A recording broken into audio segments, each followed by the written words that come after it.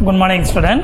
Today online class 11th standard biozoology 6th chapter respiration. Respiration na என்னன்னு பார்த்தோம். Function, அதுக்கு அடுத்தது human respiratory system, அதுக்கு அடுத்தது mechanism of breathing. 6.3 page number 95. மெக்கானிசம்னால என்னது? சுவாசம் நடைபெறும் முறை. சுவாசம் நம்மளுக்கு எப்படி நடக்குது? கொஞ்ச நேரம் நம்மளால் மூச்சு காற்றை அடைச்சோம்னா என்ன ஆகுது? உடனே காஃப் வந்துடுது, இல்லை மூச்சு திணறல் ஏற்படுது. அந்த மாதிரி மூச்சு திணறல் நோய்கள் அதிகமாக ஏற்படுது. இன்னும் கொஞ்ச நேரம் இந்த படத்துலலாம் பார்த்தோம்னாக்கா இப்படி ஃபுல்லாக க்ளோஸ் பண்ணிட்டோம் அப்படின்னோம்னா வாயும் க்ளோஸ் பண்ணிட்டோம், காது, அதுக்கடுத்தது ஸ்கின்னு ஓரளவுக்கு தான் இது மூலமாக என்ன ஆகும்? ஏர் எடுத்துக்கும். இப்போ நம்ம வாயும் ப்ளஸ்ஸு நோஸையும் க்ளோஸ் பண்ணிட்டோம், காதும் க்ளோஸ் பண்ணிட்டோம் அப்படின்னும் போது என்ன ஆகுனாக்கா மூச்சு லங்ஸுக்கு போகாமல் என்ன ஆகும்? அடைப்பு ஏற்பட்டு இறக்க நேரிடும். அதனால தான் ஒரு ரிசர்ச்சே பண்ணியிருப்பாங்க. ரிசர்ச் பண்ணும் பொழுது என்ன ஆச்சுனாக்கா வெளிநாடுகளில் நிறைய ரிசர்ச், இந்த மனுஷன் இறந்ததுமே எங்கே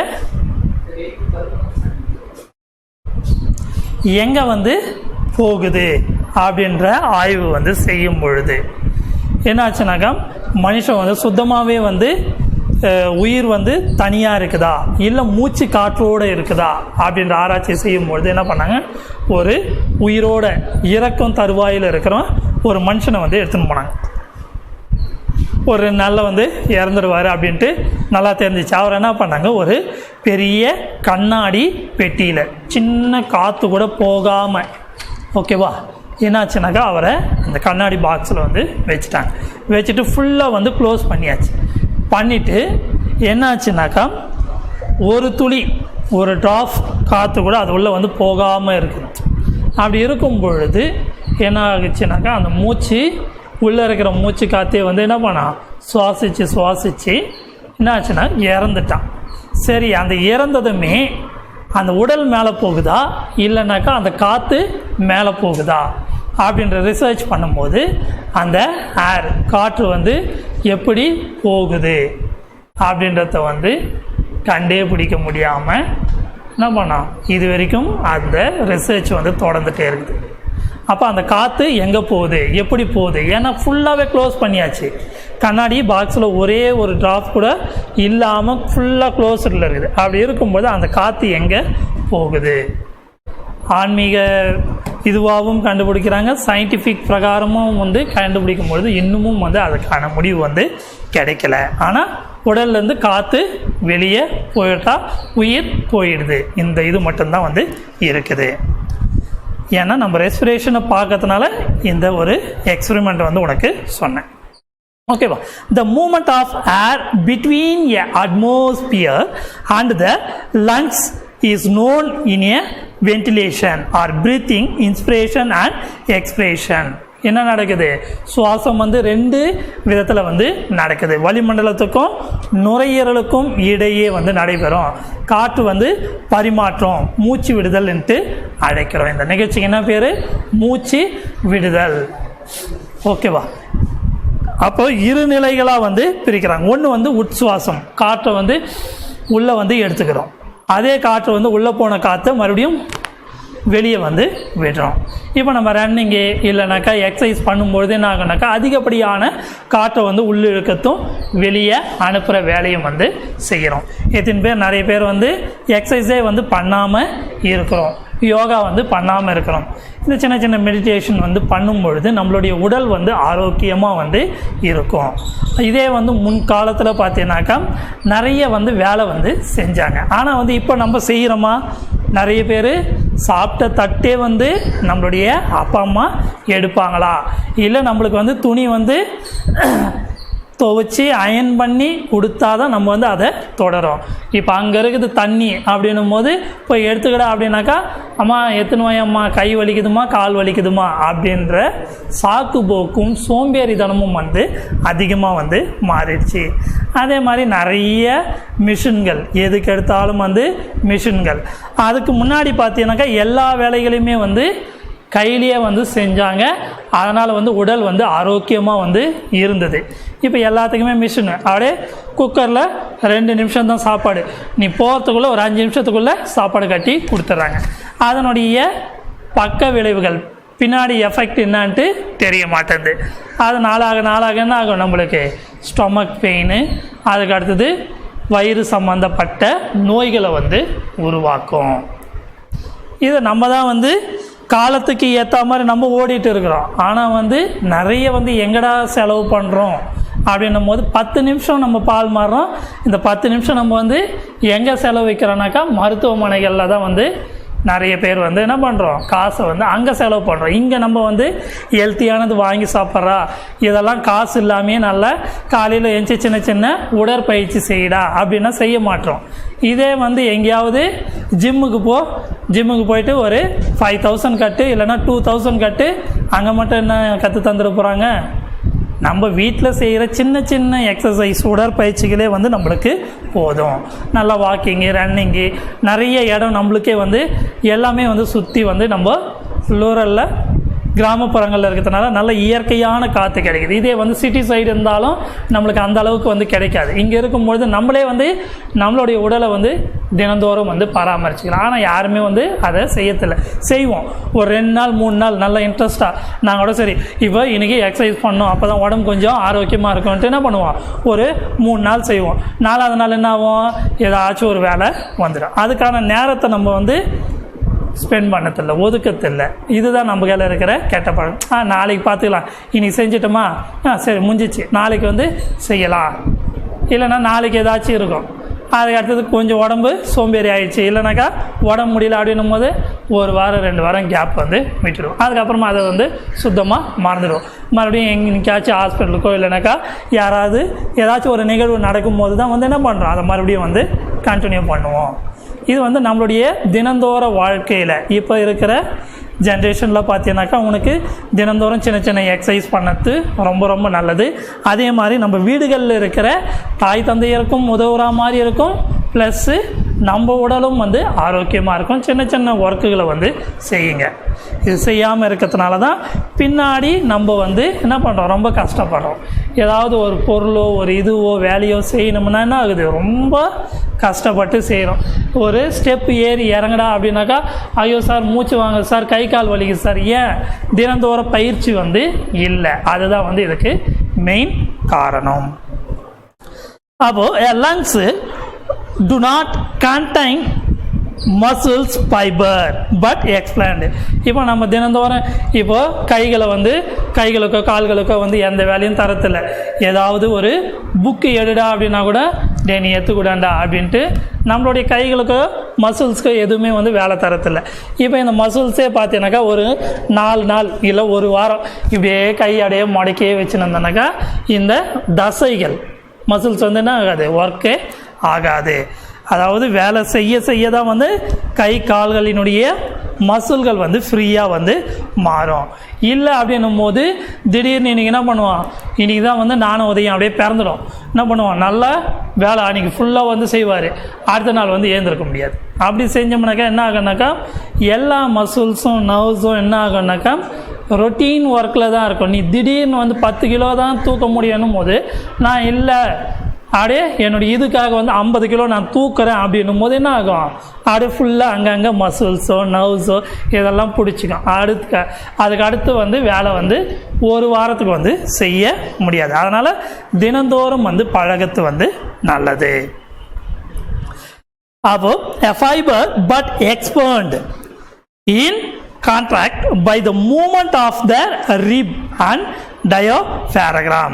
The diaphragm is a sheet of tissue which separate the thorax from the abdomen. The relaxed seat என்ன ஆகுதுனாக்கா நம்மளுடைய மூச்சு காற்றை வந்து உள்ளே வந்து இழுத்து வெளியே வந்து விடுறோம். அப்போ நுரையீரலை விட்டு வெளியேறப்படுற அசுத்தமான காற்று வந்து என்ன பண்ணுறோம், ஆக்சிஜனை உள்ளே எடுக்கிறோம், கார்பன் டை ஆக்சைடை வந்து வெளியே விடுறோம். ஆக்சிஜன் வந்து உள்ளே போனதுமே நம்மளுடைய டிஷ்யூக்களில் இருக்கிற ஆக்டிவ் எனர்ஜியை வந்து கொடுக்குது.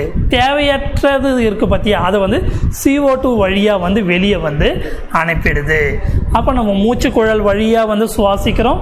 சுவாசமானது எங்கே, தொராக்ஸ் வழியாக வந்து த்ரோட் வழியாக வந்து உனக்கு என்னது லங்ஸுக்கு வந்து செல்லுது.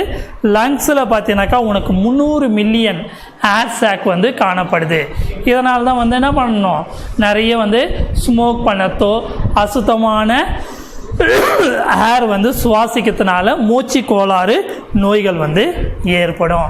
இல்லை சார் நான் சிகரெட்டே பிடிக்கிறதில்ல சார், சிகரெட் வந்து பிடிக்கிறவங்க பக்கத்தில் நின்னோம்னாலும் அதை சுவாசிச்சோம்னாலும் என்ன ஆகும், நம்மளுடைய ஹேர் பேக்கில் தான் வந்து போயிட்டு சேவ் ஆகும். அது சேவ் ஆகும்போது என்ன ஆகுனாக்கா அந்த 300 மில்லியனும் வந்து நாளுக்கு நாள் வந்து என்ன பண்ணும், உள்ளே வந்து போயிட்டே வந்து இருக்கும். சேர்த்து என்ன ஆகும், கொஞ்சம் கொஞ்சமாக வந்து அழிச்சிட்டே வரும். கேன்சர் டிசீஸாக வந்து மாறும். அதுக்கு அடுத்தது பிரான்கைட்டிஸ், அதுக்கடுத்து நிறைய மூச்சு கோளாறு நோய்கள் வந்து ஏற்படுது. சரி, இப்போ இந்த 2 மெத்தட், இன்ஸ்பிரேஷன் அண்ட் எக்ஸ்பிரேஷன், உட்சுவாசம் ஆர் வெளி சுவாசம்.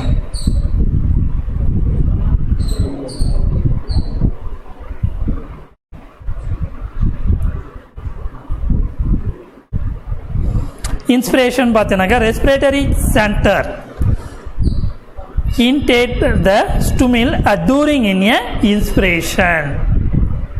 என்ன ஆகுது, காற்று வந்து உள்ளே வந்து இழுக்கப்படுது. Respiratory centre terminate the stomach during the expiration, வெளியே வந்து அனுப்புறது. The diaphragm in a expiratory muscles contract. என்ன பண்ணுது, எக்ஸ்பிரேட்டரி மசில்ஸ் கான்டாக்டில் வந்து இருக்குது. த டயாஃப்ராகம் என்ன ஆகுதுனாக்கா relax but internal intercostal muscles contract.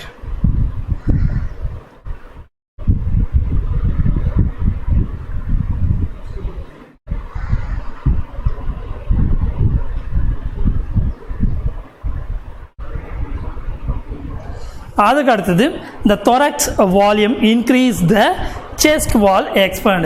நம்ம மூச்சு என்ன பண்ணுறோம், இருக்கும்போது உனக்கு மார்பு வந்து எக்ஸ்பேண்ட் ஆகுது. the thorax volume decrease, the chest wall வந்து contract ஆகுது. the intra-pulmonary pressure is a reduce, the pulmonary pressure is a increase ஆகுது. நெக்ஸ்ட் ஆல்வியோலர் ப்ரெஷர் வந்து டிக்ரீஸ் ஆகும். இதில் வந்து பார்த்தீங்கன்னாக்கா ஆல்வியோலர் ப்ரெஷர் வந்து இன்க்ரீஸ் த அட்மாஸ்பியர் ப்ரெஷரை வந்து சார்ந்திருக்கும். ஹேர் வந்து taken inside due to the expansion of ஆல்வியோலிக்கு வந்து செல்லுது. ஹேர் வந்து sent out of the contraction of the ஆல்வியோலிக்கு வந்து வெளியே வந்து வருது. இதுதான் வந்து inspiration R expression method.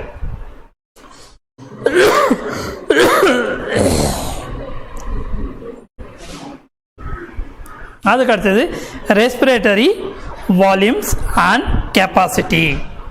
The volume of the air present in a various phases are the respiratory in don't as.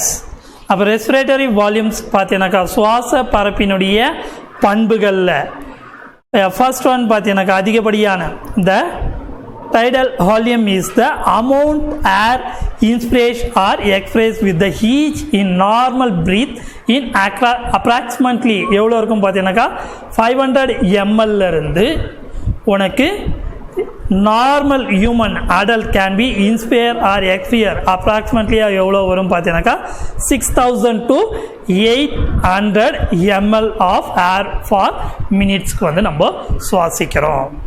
Touring the verger express the tidal volume in about 4 to 10 times higherல வந்து இருக்கும். 4லேருந்து 10 time வந்து என்ன பண்ணுவோம், கொஞ்சம் அதிகமாக வந்து சுவாசம் வந்து இருக்கும். அப்போ எவ்வளோ நம்ம ஒரு நாளைக்கு ஒரு normal human adult can inspire or expire அப்ராக்சிமேட்லியாக வந்து எவ்வளோ சுவாசிக்கிறோம் பார்த்தீங்கன்னாக்கா 6000 to 8000 வரைக்கும் வந்து சுவாசிக்கிறோம்.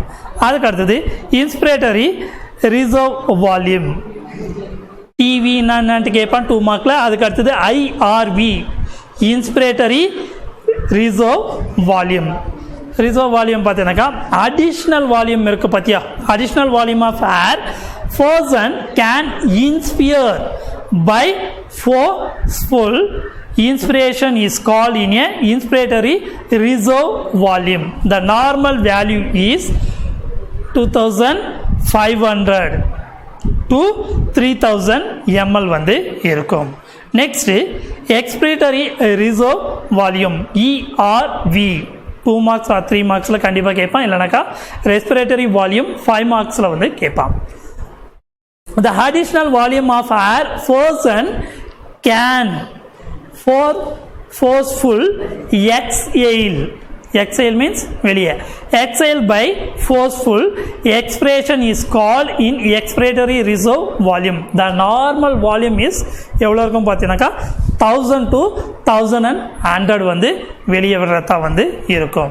நெக்ஸ்ட்டு ஐஆர்வி வேறு. அதுக்கு அடுத்தது ஆர்வி ரெசிடியல் வால்யூம் எவ்வளோ இருக்கும்.